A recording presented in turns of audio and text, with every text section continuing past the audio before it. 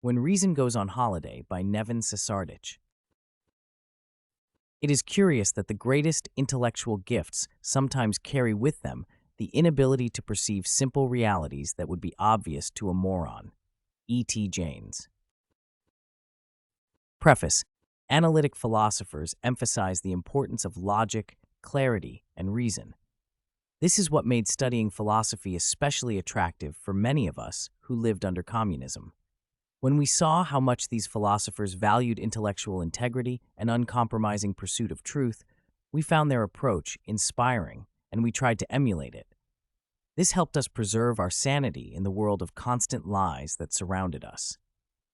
It was therefore a huge disappointment when I started to discover that a number of the most prominent Western philosophers who were rightly admired for their scholarly contributions actually abandoned reason altogether when they turned to politics. I realized that some of the thinkers I once regarded as models of rationality rushed into supporting ill-conceived and inhumane political causes. Some were even apologists for the mendacious communist regime that so obviously trampled on human liberty and that was abhorred by those of us who experienced it firsthand. My disappointment led to curiosity about the extent of this betrayal of reason by philosophers and its many manifestations. I tried to learn more about this strange phenomenon that has received surprisingly little attention. The results of that research are presented here. Chapter 1. The Wisdom That Failed. Many would be wise if they did not think themselves wise. Baltasar Gracian. Should philosophers be kings, as Plato suggested? Or to paraphrase William F. Buckley, wouldn't it be better to be ruled by the first 2,000 people listed in the telephone directory than by the most illustrious of Socrates' intellectual descendants? The evidence presented in this book shows that, despite their declared love of wisdom, surprisingly many leading philosophers have shown embarrassingly poor judgment in their excursions into politics. The disastrous way some of the most influential contemporary philosophers have engaged in politics should make us think twice before following their advice. This also raises a question. How could people who are obviously very clever and sophisticated in a field that is intellectually demanding be so foolhardy in practical affairs? Indeed, 20th century philosophers have a bad track record in choosing sides in some momentous political debates. Many contemporary philosophers have disgraced themselves by defending totalitarian political systems and advocating political ideas they should have easily recognized as distasteful and inhumane. To give just three well-known examples, Jean-Paul Sartre championed Stalinism and later Maoism. Martin Heidegger actively supported and celebrated Nazism, and Michel Foucault publicly expressed enthusiasm for Khomeini's Iranian Islamic Revolution. How could the very people committed to gaining the deepest knowledge about the world and human existence get things so wrong?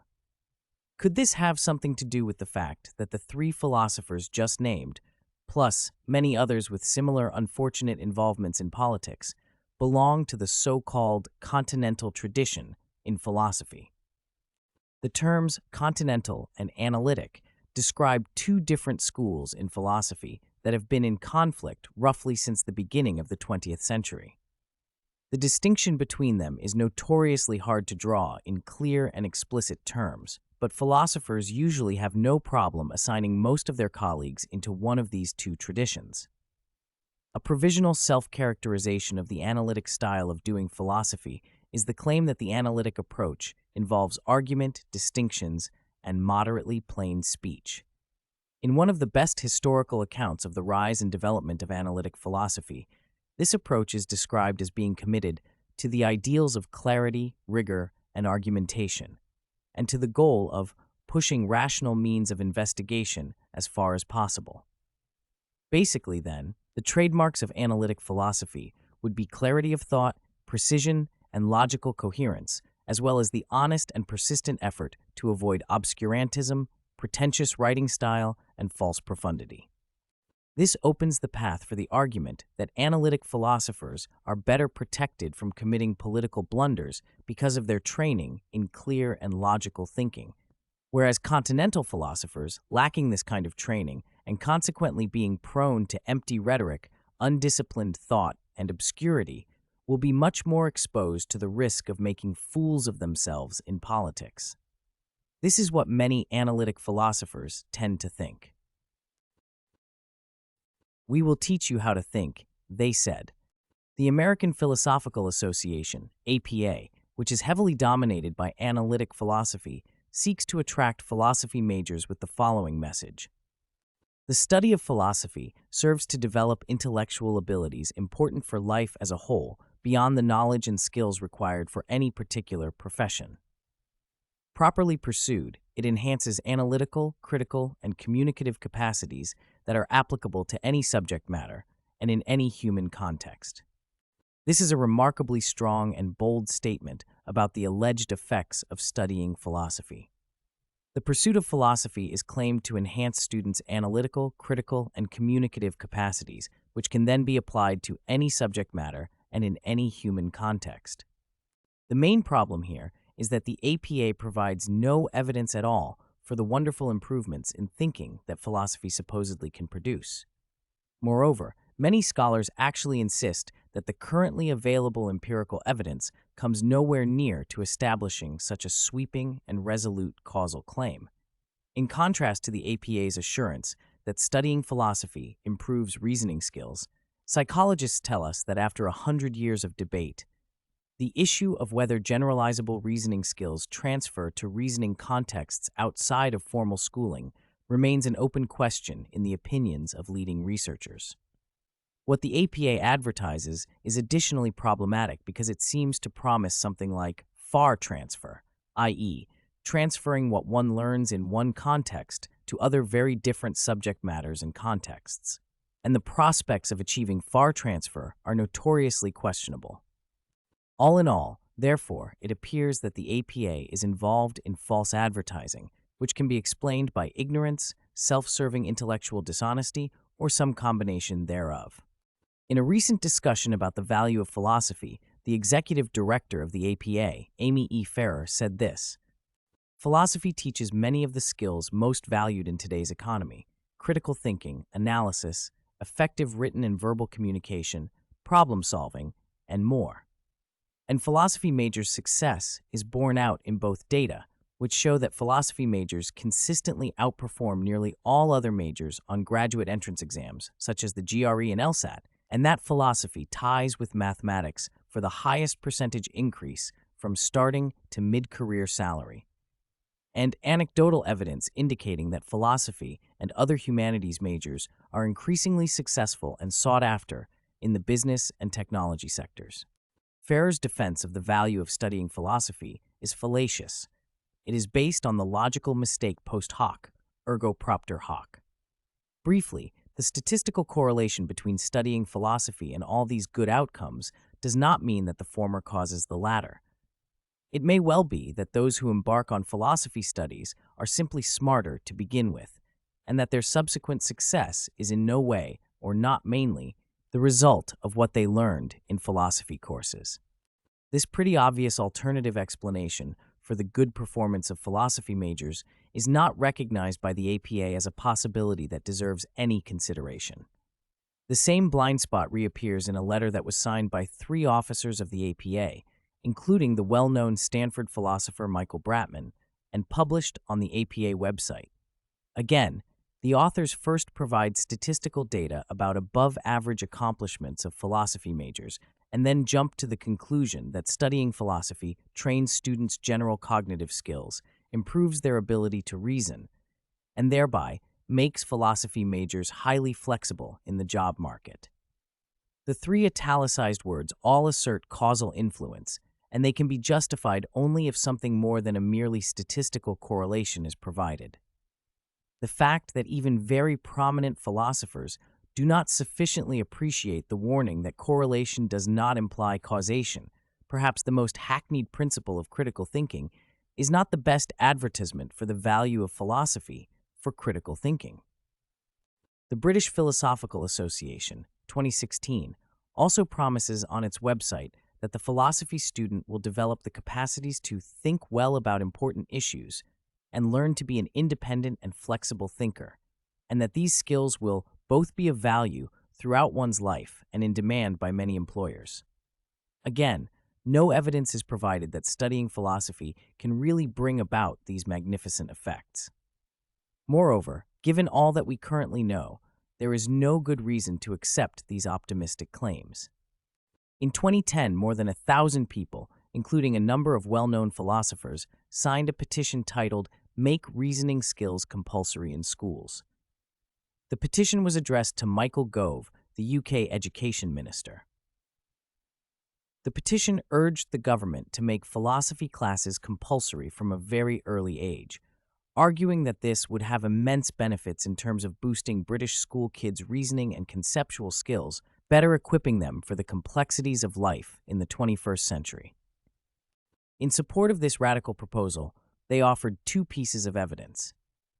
One was a collection of articles written by a group of people, all of whom are philosophers and philosophy educators, and who, as we learn in the book introduction, were all firmly committed to the view that philosophy should be a compulsory part of the school curriculum.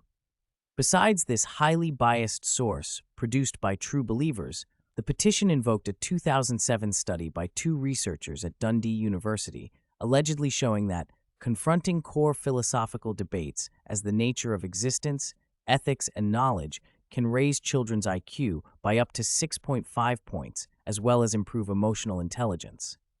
There are three major problems here. First, the public campaign to force all children in the UK to take philosophy classes essentially relied on only one scientific study.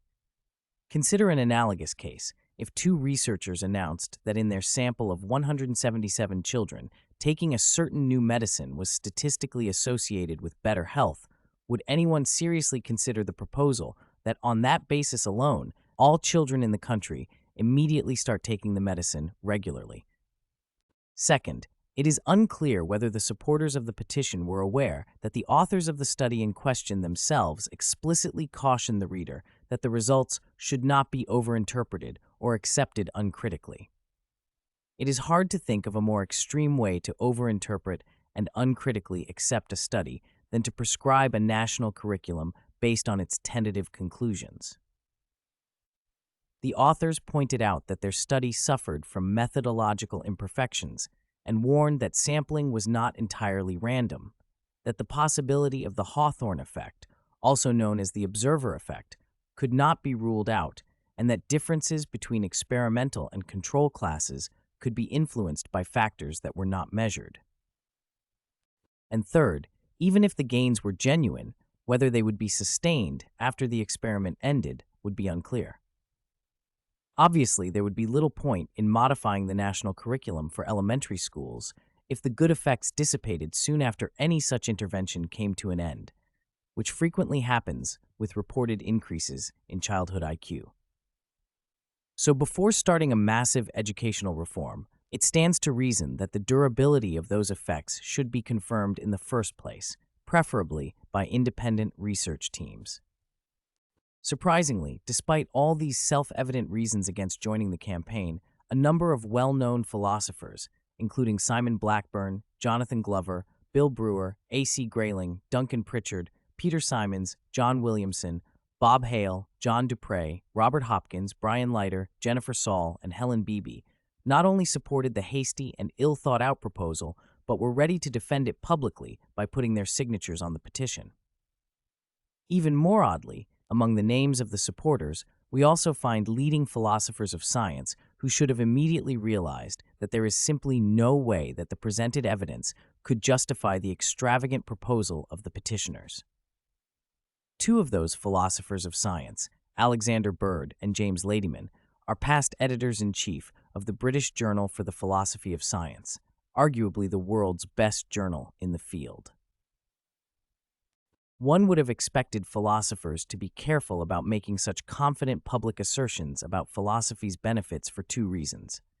First, since it is obviously in their interest to spread the belief that studying philosophy pays off so well, they should be acutely aware of the possibility of self-deception. Second, they should be concerned about the well-being of their prospective students who could be lured into choosing philosophy by false advertisements. but might later come to regret their massive investment of time and money in something that does not lead to the promised results. Russell's paradox, a genius with a streak of foolishness. The belief that studying philosophy, when it is geared toward developing analytical skills and conceptual clarity, also enhances rationality and critical thinking in practical affairs of everyday life, including politics, dates from the early days of analytic philosophy. In a book still frequently assigned to undergraduate philosophy students, Bertrand Russell expressed a similar view about the practical usefulness of philosophy. The essential characteristic of philosophy is criticism. It examines critically the principles employed in science and in daily life. This sounds nice, but there was little trace of critical examination in many of Russell's own actions, and especially in his political statements. George Trevelyan, Russell's undergraduate classmate at Cambridge, once said about him, "He may be a genius in mathematics, as to that I am no judge, but about politics he is a perfect goose." Similarly, George Santayana said, "Along with his genius, he has a streak of foolishness." Illustrations of Russell's political irrationality could easily fill a whole chapter in this book. But since many of these episodes are probably already widely known, I will give only a few examples of his ludicrous political outbursts. In an article published on October 30th, 1951, in the Manchester Guardian, Russell said that the United States was as much a police state as Hitler's Germany or Stalin's Russia. He continued, "In Germany under Hitler and in Russia under Stalin, nobody ventured upon a political remark without first looking behind the door to make sure no one was listening. When I last visited America, I found the same state of things there. If by some misfortune you were to quote with approval some remark by Jefferson, you would probably lose your job and perhaps find yourself behind bars." It should be stressed that Russell's anti-Americanism and his political silliness date back to the time of the First World War. In his January 1918 article, for which he went to prison, he stated that if the war continued, the American garrison will be occupying England and France. This confidently predicted occupation of England and France by the U.S. Army of course never happened, but Russell did not allow himself to be embarrassed by such a silly prophecy. In the same article, he claimed it was completely false that the mass of Russians were against the Bolsheviks, although in fact more than 75% voted against them in the election of 1917. He also said it was completely false that Bolsheviks dared not permit the Constituent Assembly to meet, although in fact the Constituent Assembly did meet, but was expressly dissolved by Bolsheviks. On November 27, 1965, Russell sent the following message to the Tricontinental Conference, an event that took place in Havana in January 1966, and that was described in a report to the Committee on the Judiciary of the U.S. Senate as probably the most powerful gathering of pro-communist, anti-American forces in the history of the Western Hemisphere. In every part of the world, the source of war and of suffering lies at the door of U.S. imperialism. Wherever there is hunger, wherever there is exploitative tyranny, wherever people are tortured and the masses left to rot under the weight of disease and starvation, the force which holds down the people stems from Washington. Russell biographer Ray Monk correctly observes that here Russell comes close to saying the USA is responsible for literally every evil in the world. Although Russell was very old at the time, Monk argues that the senility excuse for his signing such statements is not convincing because a lot of evidence shows that Russell was in full awareness of what he was doing and that he remained in possession of his mental faculties until his dying days. On June 11, 1966, Russell sent the following message to Hanoi. "I extend my warm regards and full solidarity for President Ho Chi Minh and for the people of Vietnam. I convey my great wish that the day may not be far off when a united and liberated Vietnam will celebrate its victory in a free Saigon." So Russell expressed full solidarity with the Vietnamese communist leader who was already at the time responsible for labor camps, re-education, torture, and mass executions under the slogan, "Better 10 innocent deaths than one enemy survivor." Could Russell have known, or reasonably suspected, in 1966 the truth about Ho Chi Minh's murderous past? Actually, yes. In From Colonialism to Communism, A Case History of North Vietnam, published in the United States in 1964, Hoang Van Chi estimated that around 500,000 people lost their lives due to Ho Chi Minh's policies in the 50s. The book had an immediate impact, and any responsible person making public statements about Vietnam should have known about it. Russell did not live to see his great wish come true. The communist liberation of Vietnam led to hundreds of thousands of deaths. His anti-Americanism was so notorious that even W.V. Quine, who had a great deal of respect for Russell as a philosopher, once said, "I was never drawn to socialism and communism as Russell was, much less to the views he held in his declining years when he was demonstrating against the United States in favor of Soviet Russia." The New York Times published an amazingly biased letter from Russell about the Vietnam War in 1963, to which the editors appended a response, saying the letter reflects an unfortunate and, despite his eminence as a philosopher, an unthinking receptivity to the most transparent communist propaganda.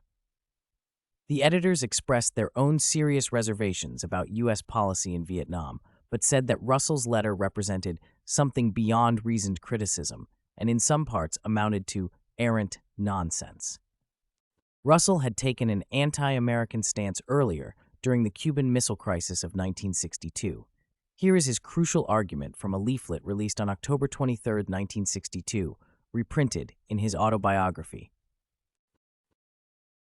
"You are to die, not in the course of nature, but within a few weeks, and not you alone, but your family, your friends, and all the inhabitants of Britain, together with many hundreds of millions of innocent people elsewhere." Why? Because rich Americans dislike the government that Cubans prefer and have used part of their wealth to spread lies about it. Monk makes an apt comment about the pamphlet. Its oversimplification of the issues involved would have been startling had it come from a schoolboy. From one of the greatest thinkers of our age, it was truly astonishing. Communist Temptations at Oxford. J.L. Austin, one of the key figures in ordinary language philosophy, a school of thought that flourished at Oxford in the 1950s and 1960s, argued that philosophy has beneficial consequences in the political domain. In Austin's generation, the social and political implications of the teaching of philosophy and of the forming of habits of thought in a ruling class were certainly not unnoticed, and he was acutely conscious of them. He seriously wanted to make people sensible and clear-headed and immune to ill-founded and doctrinaire enthusiasms. He believed that philosophy, if it inculcated respect for the facts and for accuracy, was one of the best instruments for this purpose. Notice that the author of the text just quoted, Stuart Hampshire, who is also a well-known British philosopher, seems to agree with Austin and, furthermore, associates the belief about the political implications of the teaching of philosophy not just with Austin, but more widely with Austin's generation. And yet Austin's famously meticulous analysis and his sharp logical mind did not save him from ill-founded enthusiasms. For after visiting the Soviet Union in the mid-30s, he said that he was impressed by his experience and that he had admiration for the great men who had worked against gigantic odds, Marx and Lenin, for example. Being impressed with the Stalinism of the mid-30s is not easily reconcilable with being clear-headed. On a different occasion, Isaiah Berlin reports that Austin came back from the Soviet Union deeply impressed by the discipline and the austerity of life and so forth, and remained under the influence for some time. For many details about ordinary life under Stalinism in the 30s and how deeply unimpressive it was, see Sheila Fitzpatrick's Ordinary Stalinism. Another example of the belief that philosophy can help the forces of reason comes from philosopher A.J. Ayer, who in his famous book, Language, Truth, and Logic, claimed that the task of philosophy is to define rationality. But someone whose main task is to try to understand the nature of rationality should be the first one to spot irrationality and be on guard against it. Yet just a few months after the book was published, Ayer had a baffling bout of irrationality in politics. Over one weekend in February 1937, Ayer was wrestling with the choice of whether to join the Communist Party of Great Britain. It was a very strange moment to be considering this move. Just a few weeks earlier, 13 old Bolsheviks had been sentenced to death in a farcical Moscow show trial. The verdict had been openly celebrated by the British Communist Party. Any reasonable person must have had serious doubts about the credibility of the accusations and the whole judicial procedure. The London Times reported on January 26, 1936. The guilt of all the prisoners was already officially announced before the public proceedings began. The Soviet press is duly crying for death to the wriggling hypocrites, the mischievous vermin, the venomous Trotskyist vipers. The whole process is loathsome.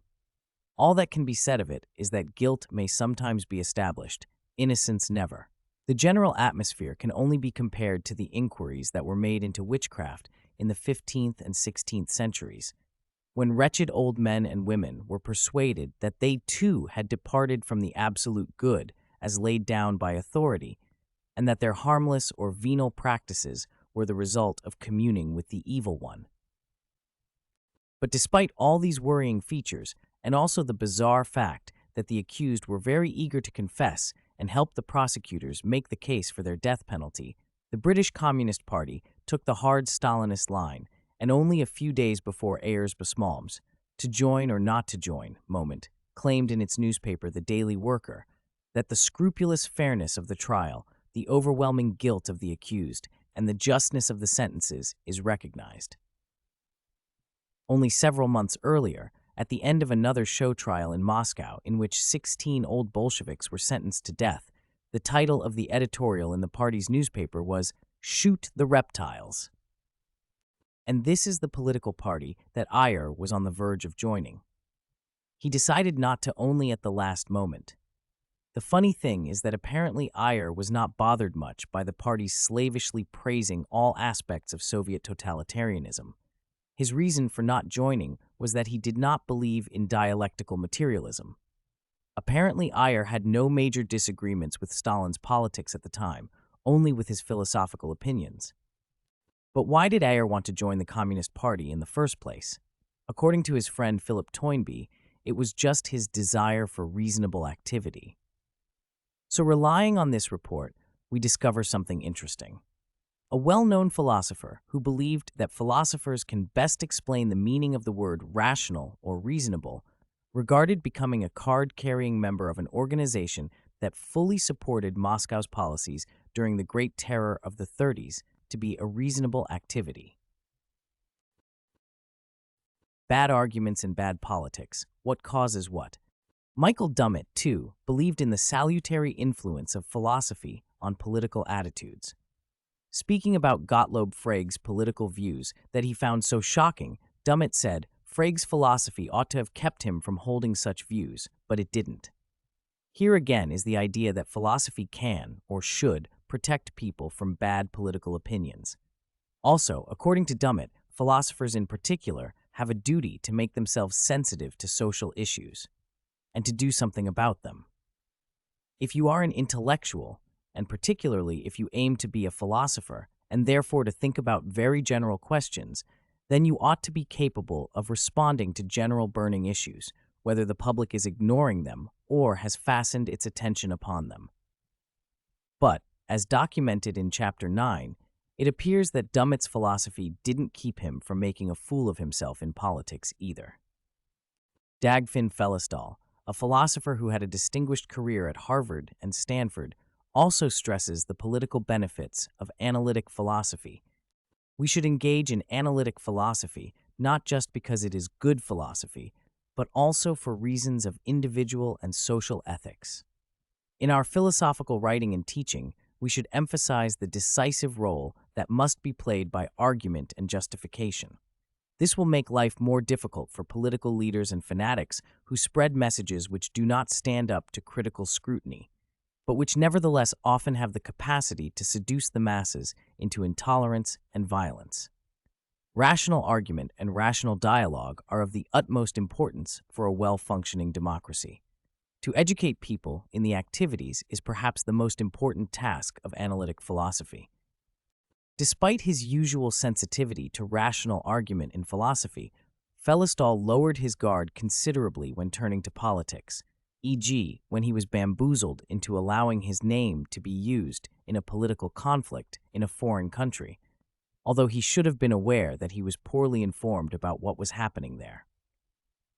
Many more examples could be given of analytic philosophers who have argued that the critical ability supposedly cultivated by philosophical education is the best antidote to political follies and fanaticism. I happen to disagree with them. I have found no good evidence that being trained in analytic philosophy boosts political rationality. On the contrary, my aim in this book is to show that some of the leading analytic philosophers have held political views that are both deeply troubling and manifestly irrational. At the same time, in contrast to their highly problematic political beliefs and activity, their academic contributions to philosophy usually carried the marks of extremely careful thinking and the highest intellectual rigor. Wittgenstein famously said that philosophical problems arise when language goes on holiday. This book deals with another phenomenon. When philosophers enter politics, it is often reason that goes on holiday.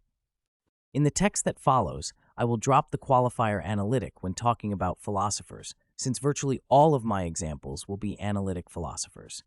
The illustrations will include some of the greatest names of contemporary Anglo-American philosophy, such as Neurath, Carnap, Wittgenstein, Putnam, Davidson, Dummett, Lakatos, Parfit, and many others, as well as Einstein, who, besides being a physicist, has been embraced by many philosophers as one of their own. I will explore in detail the individual cases of these very distinguished philosophers and their highly dubious political views or actions. I will also briefly address the politicization of some leading philosophical institutions. The bleak record will cast additional doubt on the hypothesis that reasoning skill in philosophical matters transfers to political judgment. Perhaps it is not the way philosophers argue that influences their politics, but rather the opposite. Maybe it is philosophers' politics that affects their intellectual standards, for the worse, and leads them down the path of irrationality when they enter the political domain.